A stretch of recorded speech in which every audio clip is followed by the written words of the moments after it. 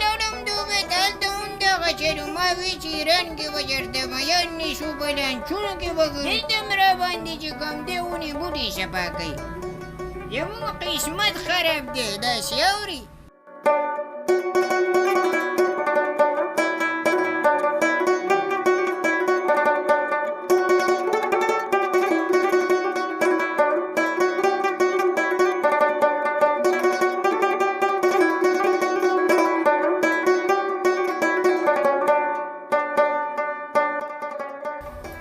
لکه جانانیه ونیګو چېرې مداري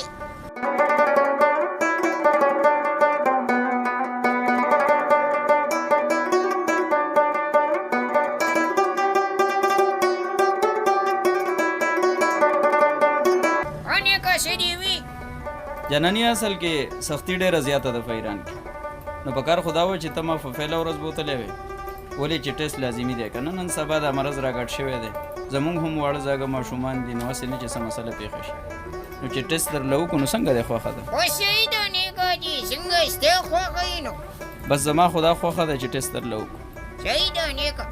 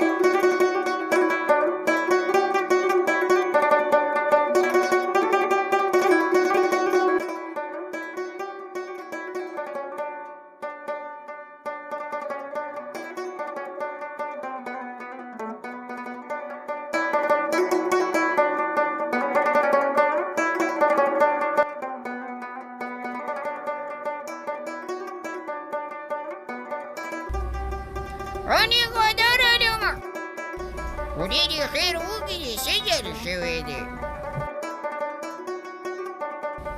نیکه؟ ودې څه دې وي؟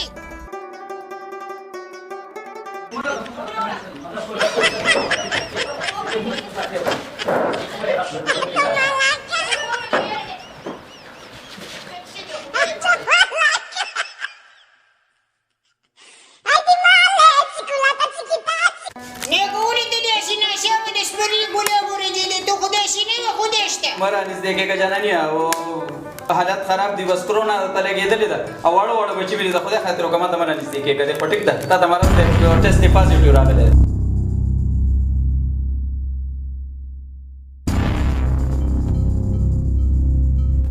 یاره کا ته ځان رډې که شا به پولیس را روان دي، واپس دې لېږي پاکستان ته ښه، چې ونه خوځې.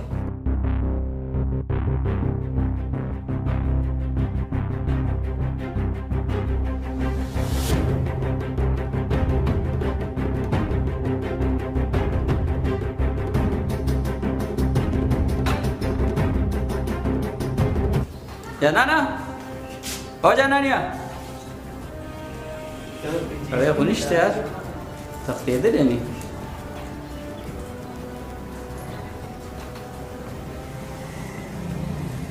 دا خو د ده نمبر هم بند دی یار، چې پولیس والا ته رنګ.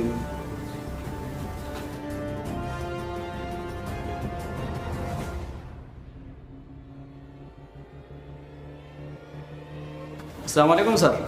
وعلیکم السلام. او زما سره چې کوم نوکرو جانان هغه په درک باندې نه راځي د کرونا مسله ده وته تاسو مهرباني وکړئ دا غلګ لټونو کوي چې زما د حجرې نه تښتېدلی و پاچا زه چې زوی یو مریض دی د کورونا هغه باګه اختیار کړې ده او هغه به نیول غواړي زه چې زوی شابه یک شه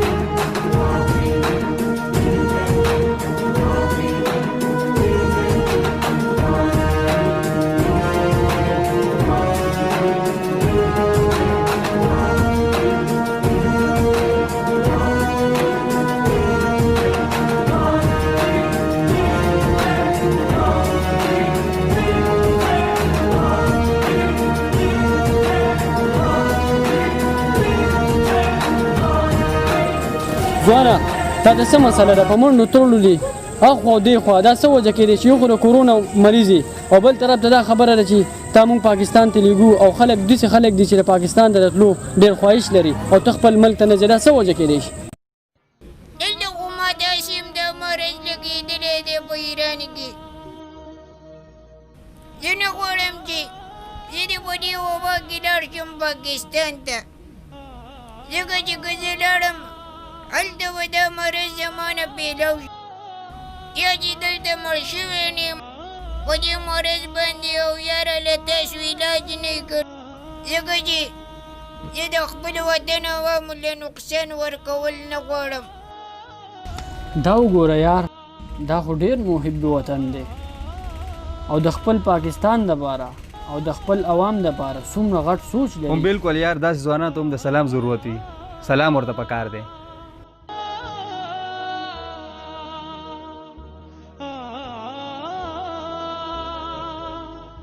تاسو چې څنګه ومنله چې زه یو محب الوطن انسان یم نو تاسو به زما یو خبره وایه ومنئ جي وایه څه خبره ده زه د خپل پاکستان نوم اخیستل غواړم او تاسو راباسې صرف یو زنده آباد اواز صحیح ده بالکل صحیح ده